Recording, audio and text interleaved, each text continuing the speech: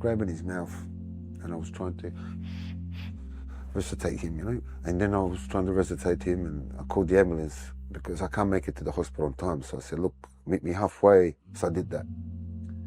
And I kept trying to resuscitate him. He looked, he died. But you know, part of you didn't want to believe that.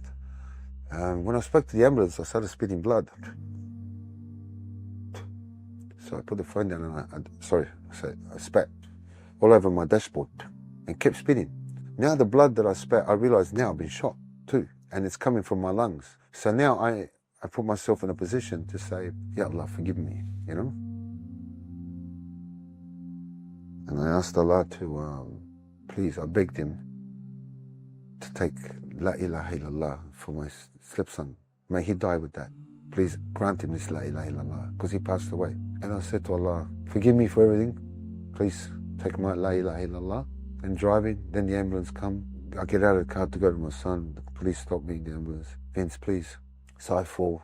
My ribs start hurting now. Now I realize that I've been hitting the ribs. So they put me in the ambulance, and then they take me to a hospital. The coroner said that my son's passed away because the bullet went straight to his heart. And he died protecting his father. He was a Muslim. And at this time, I was bullet riddled. I tried my best in the hospital. I was chained down on the phone with the court, with the trial, with the Supreme Court, District Court judge, to grant me bail so I can go to my son's funeral, to wash him.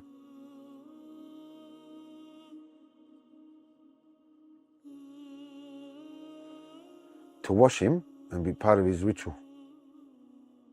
So the hardest thing for me in my life up to that point was to watch his janazah on TV in a hospital bed, a prison hospital bed. It was the hardest thing for me. I had to deal with it. But wallahi, the hardest thing I ever had to feel in my life.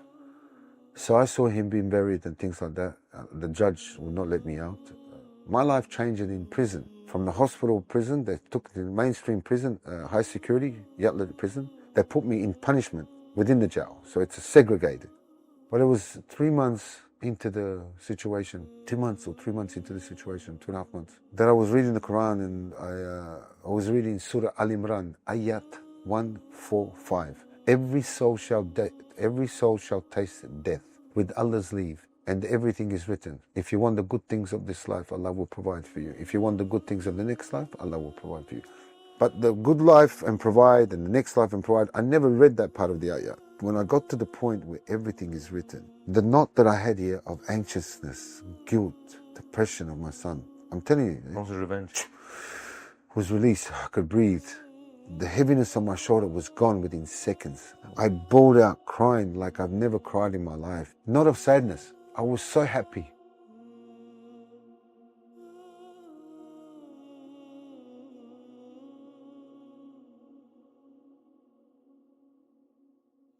I was so happy.